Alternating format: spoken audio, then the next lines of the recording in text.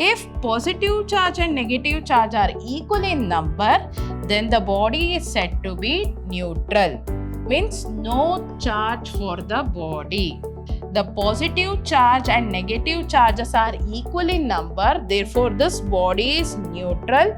So charge of this body is 0. According to Coulomb's law is 1 by 4 pi epsilon naught Q1 Q2 by R square.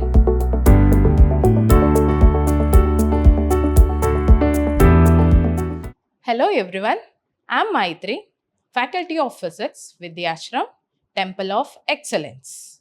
I welcome you all to the session 1. In this session, we will take up the first chapter, that is electric charges and fields.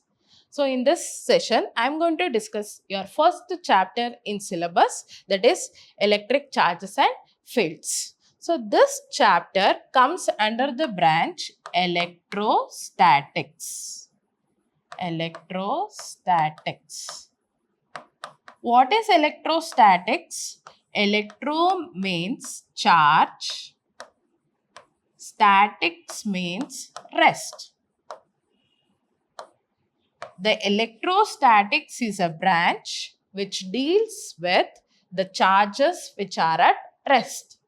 Why we have to know this electrostatics at first? Because understanding the electrostatics form the foundation for electric current, electric circuit, and many electrical devices. So this is very important to know electrostatics. And also this word electricity is derived from charges. So the electricity is the term which is derived from a Greek word, that is electron, which means amber. In charges, there are two types of charges, that are positive charge and negative charge. What is the SI unit of charge? The SI unit of charge is Coulomb. Now you know that all the objects are made of atoms, and atom consists of positive charge and negative charge.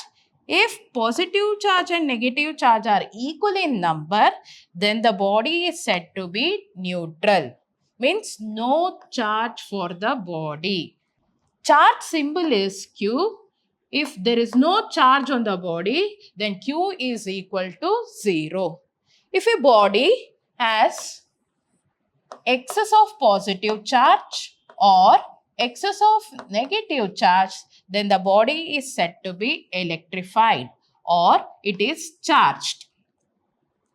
So this is about the basic of charge. Charges are of two types, positive charge, negative charge. SI unit of charge is Coulomb. There are some materials which allow charges to flow through them and which do not allow the charges to flow through them. They are known as conductors and insulators. And the very basic property of charges, like charges repel each other and unlike charges attract each other, as shown in this picture. But according to your syllabus, the basic properties of electric charges are additive in nature, charges are conserved, and charges are quantized. This basic property of charges is very important for your exam. What will be the question? Mention the basic properties of charges, that are charges are additive in nature, charges are conserved, and charges are quantized, which can be of 2-mark question, 3-mark question or 1-mark question. So you have to learn this compulsorily. Now let us consider this one by one and know in detail. Now let us consider the first property of charge, that is charge is additive in nature, and let us know what is additive property of the charge. According to this property, the total charge on a system is equal to the algebraic sum of all the individual charges on the system. For example, let us consider a system where we have n number of charges. So Q1, Q2, Q3 up to you have n number of charges whose total charge of the system is given by sum of all the individual charges. This property of charge is known as additive property of charge. You can also consider the example. The example here it is, you have 5 charges where the value of the charge is plus 1C, plus 2 coulomb, minus 3 coulomb, plus 4 coulomb and minus 5 coulomb. Now what is the total charge of that system?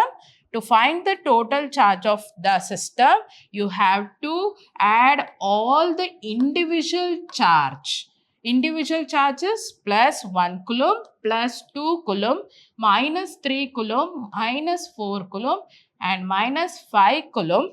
So adding all this, you'll get the total charge as minus 1 coulomb. So this is the property of charge, that is charge is additive in nature. The next property is charge is conserved. So on this also you may get question like explain how the charge is conserved. The statement of conservation is that the total charge of an isolated system always conserved. For the explanation of charge is conserved, you have to write this statement.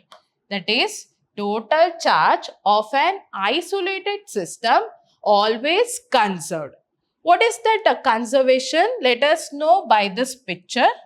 So here, let us consider these two bodies as one system, in which I consider this as the first body and this as the second body.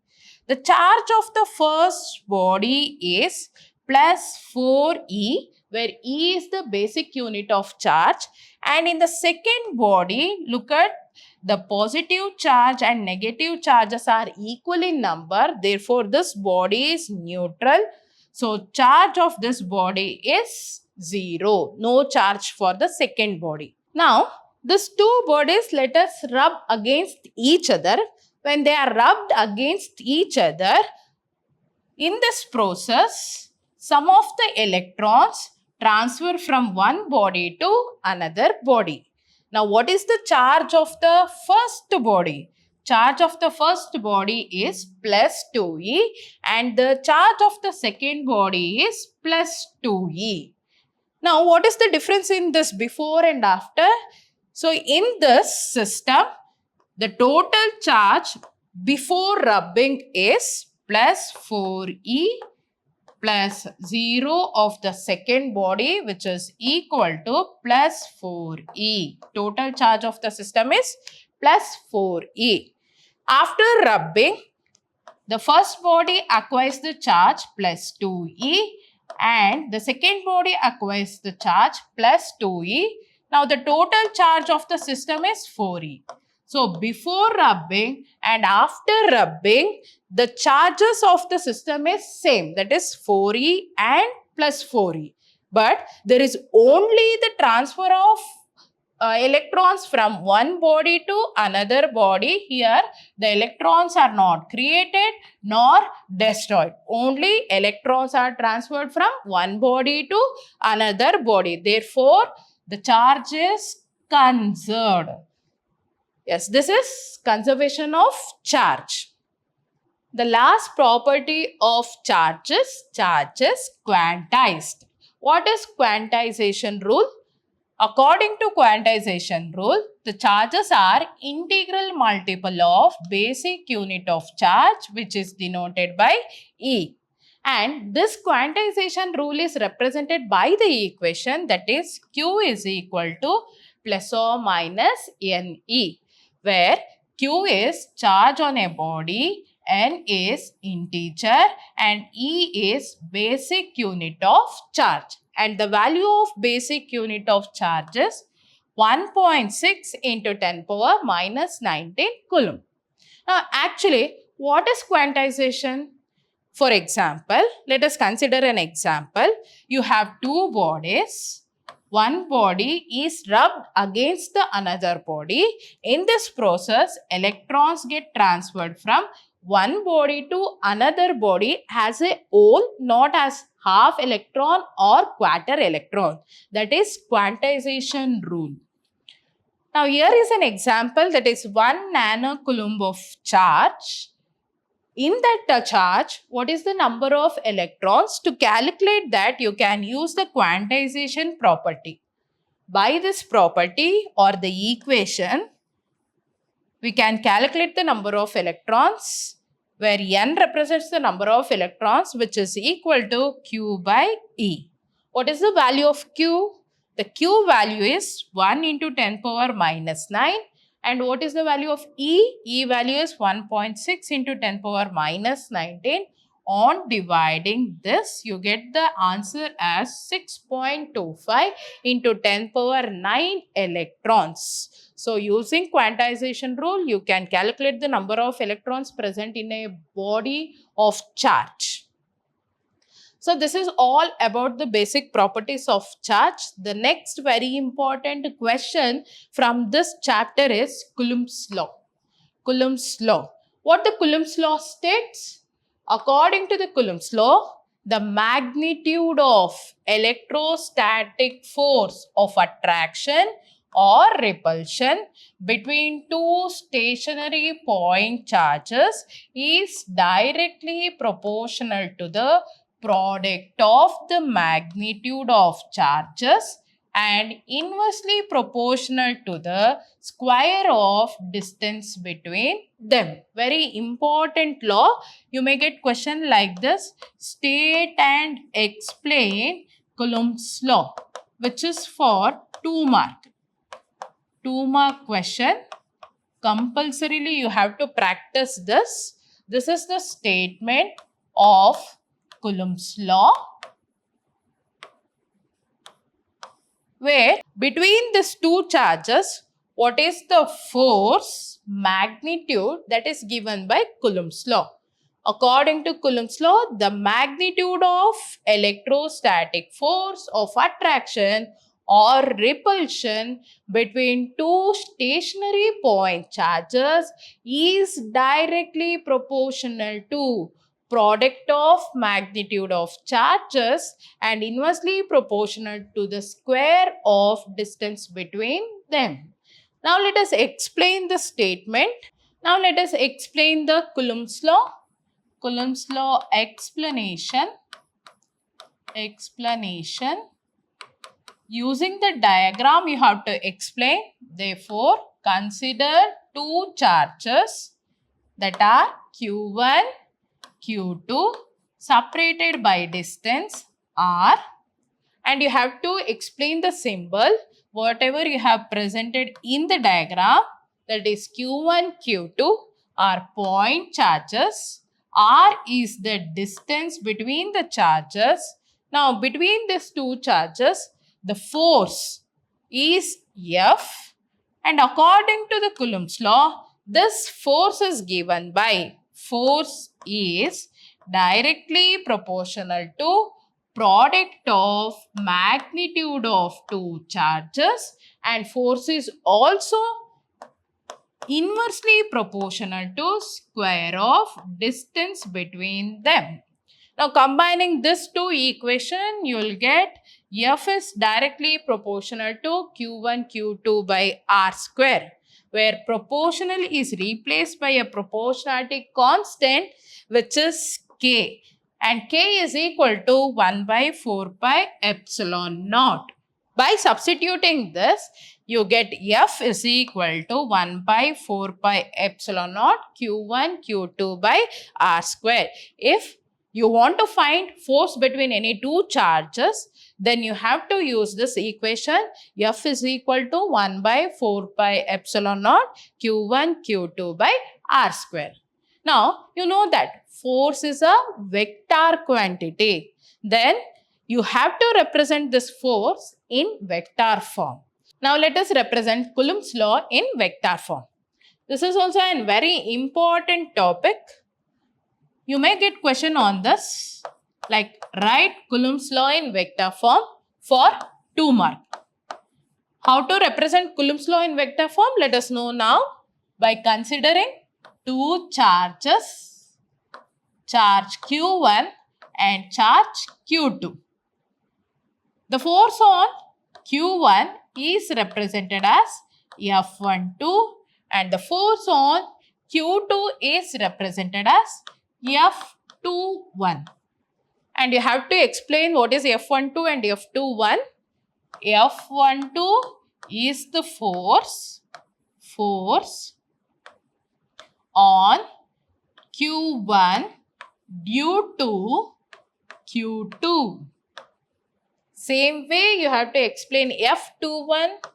F21 is the force on Q2 due to Q1. And what is the magnitude of these two forces? The magnitude of the forces according to Coulomb's law is 1 by 4 pi epsilon naught Q1 Q2 by R square. We have given the magnitude. Now we have to represent in vector. So F vector is equal to 1 by 4 pi epsilon naught Q1 Q2 by R square into R cap. This R cap gives the direction of force. So what is an R cap? R cap is a unit vector or direction vector. Direction vector, which is, what is an R cap? R cap is a unit vector or a direction vector which gives the direction of force. Now in this picture, F12, which is force, is in the direction of Q2 to Q1. Therefore, the number for this unit vector, we write it as 1, 2. What is R12? R12 is a unit vector which is pointing from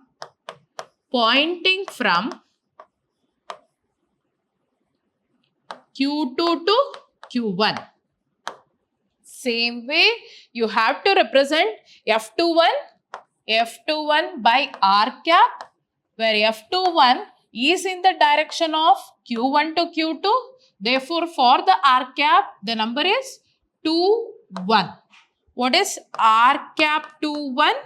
R cap 2, 1 is a unit vector, right? Unit vector pointing from, yes, pointing from Q1 to Q2. Q1 to Q2. Yes, now we have represented the Coulomb's law in vector form. In this equation, writing the numbers or the subscript what we have given for this F and R. If there is any confusion, leave this equation and generally you can write it as F vector is equal to 1 by 4 pi epsilon naught Q1 Q2 by R square R cap. So writing this equation carries 1 mark and explanation of all the terms in this equation carries 1 mark. What are the symbols here you have represented? You have to explain which carries 1 mark. So totally this question is for 2 mark. Now let us define the SI unit of charge or the definition of 1 coulomb. So you'll have question on this, which is also a compulsory question. You have to practice. The question is define SI unit of charge. The question is define SI unit of charge. You have to read the question carefully. If the question is mention the SI unit of charge, then you have to write answer as only the coulomb. But the question is define, then you have to define the unit of charge, that is 1 coulomb. You have to define the 1 coulomb. How to define 1 coulomb? For that, let us consider Coulomb's law.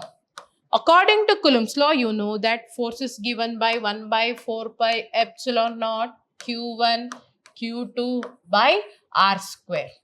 In this equation, let us consider the values Q1 1 coulomb and also Q2 1 coulomb which are separated by distance r value as 1 meter, then F will be equal to 1 by 4 pi epsilon naught, whose value is 9 into 10 power 9. And the SI unit of force is Newton. Using these values, we define 1 coulomb. So how to define it?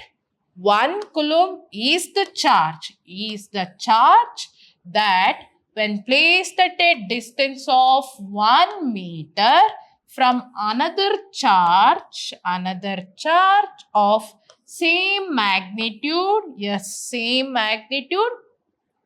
and these charges are placed in vacuum, that is represented here, the medium where the charges are. Very important to mention the medium. So here the charges are in vacuum, experiences an electrical force of repulsion of magnitude. What the magnitude we got? 9 into 10 power 9 Newton. Very easy to define. So remember these values. So we have a charge that is placed at 1 meter from another charge, and this charge has same magnitude of another charge, and these charges are placed in vacuum, and the charge experiences force of 9 into 10 power 9 Newton. These are the points which should be in your definition. So here I conclude the session. So what all you have learned in this session? The one thing is that basic properties of charges. The second one, very important one, is Coulomb's law. And the third one is Coulomb's law in vector form. These are very important topics for your exam. So keep practicing this every day. You can write well in your exam. So thank you. Let us continue in the next session.